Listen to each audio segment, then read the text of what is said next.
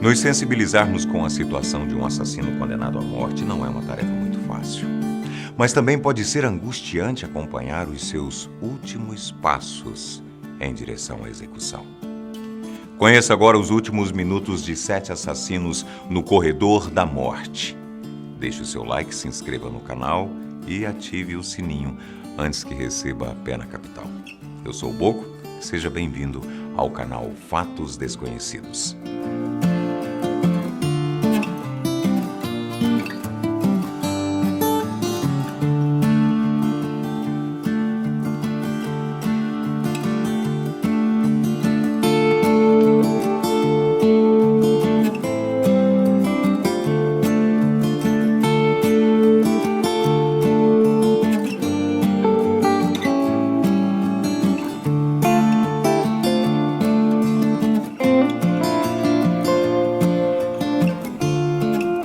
Você pode ser um rei ou um varredor de rua, mas todo mundo dança com o anjo da morte.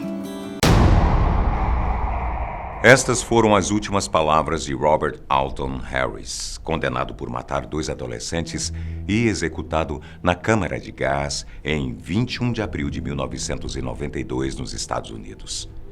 Entre os países que mais aplicam a pena de morte no mundo estão o Japão e os Estados Unidos. Guilhotina, enforcamento, apedrejamento, fuzilamento, decapitação, câmara de gás e cadeira elétrica. O método de execução mais conhecido no mundo é de eletrocução, no qual o condenado deve sentar-se e ser amarrado a uma cadeira. A partir daí, eletrodos são conectados a algumas partes de seu corpo para que uma forte descarga elétrica passe por ele, levando à morte rápida. A cadeira elétrica foi criada no final do século XIX como alternativa de substituição de métodos vistos como pouco civilizados, já que os antigos faziam com que o sentenciado agonizasse por longo tempo até que morresse. O método considerado mais humano é o da injeção letal, que provoca uma morte sem dor. Mas tanto a cadeira elétrica quanto a injeção letal já apresentaram falhas e erros causadores de grande dor, sofrimento e horror.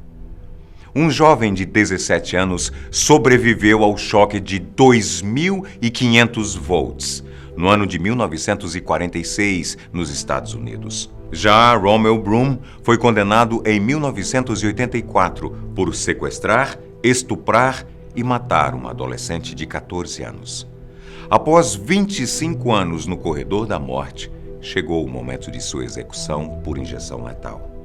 A equipe médica responsável por executá-lo passou 2 horas tentando encontrar as suas veias e após 18 perfurações, o então governador do estado de Ohio decretou 7 dias para que fosse feita uma outra tentativa.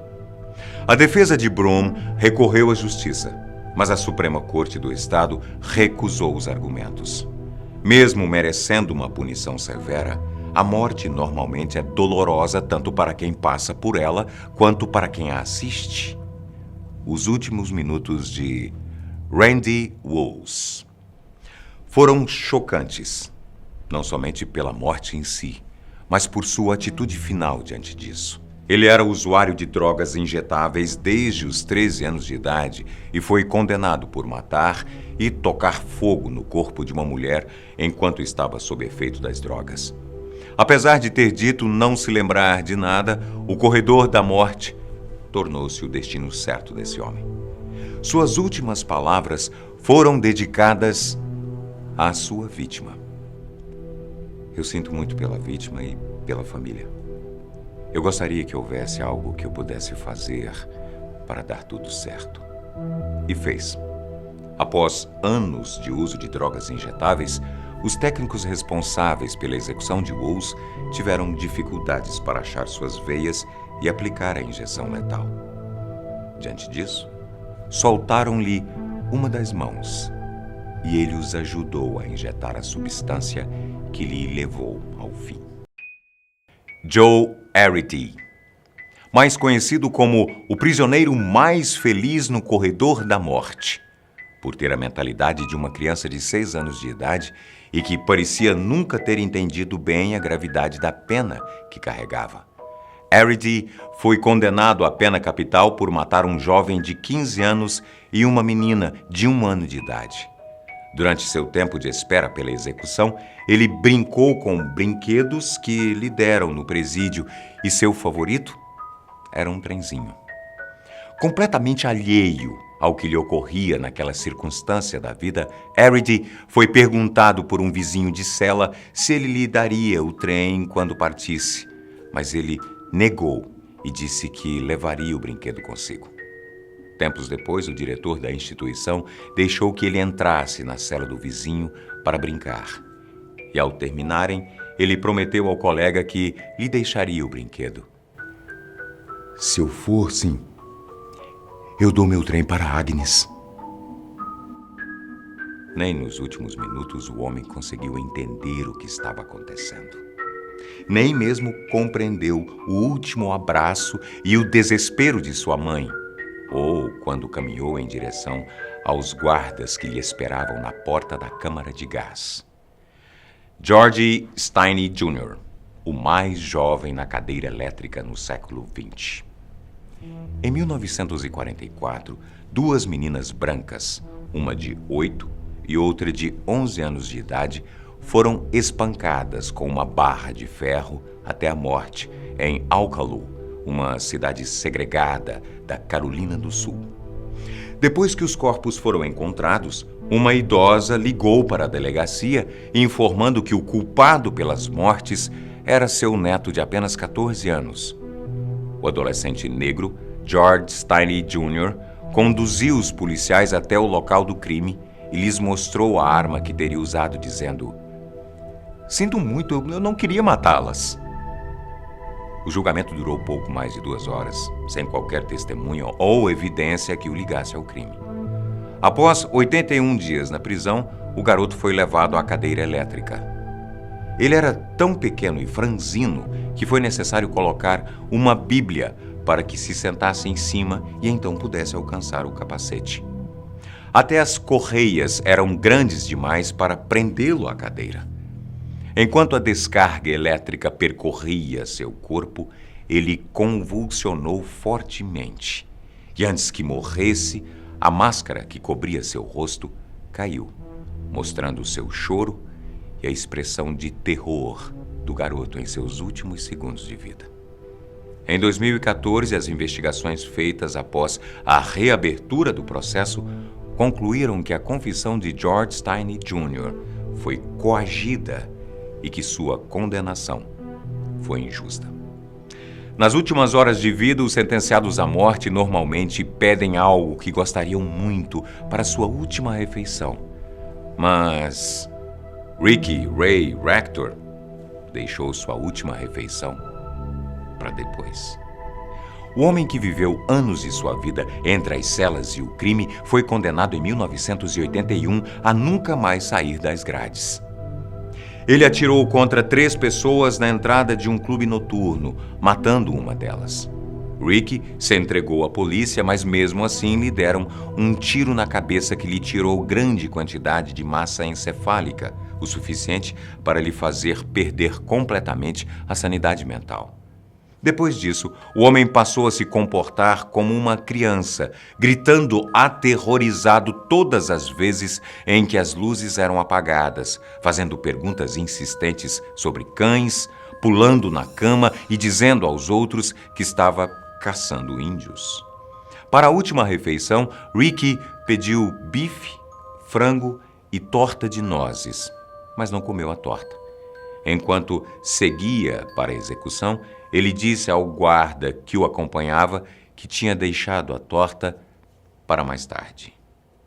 Mark Stroman. De acordo com ele mesmo, foi um supremacista branco que, após o 11 de setembro, sentiu o dever patriótico de matar e autodenominou-se o exterminador árabe. Sua primeira vítima foi um paquistanês, em 15 de setembro de 2001. Depois de ser preso e condenado à morte, continuou convicto de que era um herói. Antes de ser preso, o homem atirou no muçulmano Rai Bhuiyan, que evitaria sua morte mais tarde. Bhuiyan, seguindo sua doutrina religiosa, perdoou Strawman e trocou cartas com ele enquanto estava preso e moveu ações na tentativa de salvar a vida dele, fato que não aconteceu. Em suas últimas palavras, Strawman disse que aprendeu com Bhuiyan que o ódio causa uma vida inteira de dor. Em muitos casos de condenação à pena capital, existem aqueles que lutam para sobreviver, mas há quem também faça o contrário. Brandon Joseph Road simplesmente decidiu que, já que estava no corredor da morte, ele mesmo se responsabilizaria por isso. Próximo à data programada para sua execução, ele conseguiu esconder uma lâmina de barbear em sua cela, por não querer ser abatido como um cão, como ele mesmo havia dito. No dia do cumprimento da sentença, Brandon se escondeu debaixo do cobertor e cortou os pulsos e o pescoço. Quando os guardas chegaram, o homem já estava inconsciente e sangrando rapidamente. Então, levaram-no ao hospital e conseguiram salvá-lo. Um ato controverso de generosidade, pois uma semana mais tarde, depois que Rhodes estava recuperado e já conseguia andar, os mesmos guardas que tentaram salvar a sua vida o conduziram à câmara de gás para que fosse finalmente executado. Numa situação dessas, há quem enlouqueça e mate novamente, há quem tente se matar, há quem deixe a comida para depois, assim como há quem deixe aos mais necessitados. Foi o caso de Philip Workman. Depois de matar um policial em uma discussão, Workman também garantiu a morte dele mesmo. Como última refeição, ele pediu uma pizza vegetariana, mas disse que gostaria que fosse entregue a quem realmente pudesse beneficiar-se disso. Mas seu pedido não foi atendido pelos guardas.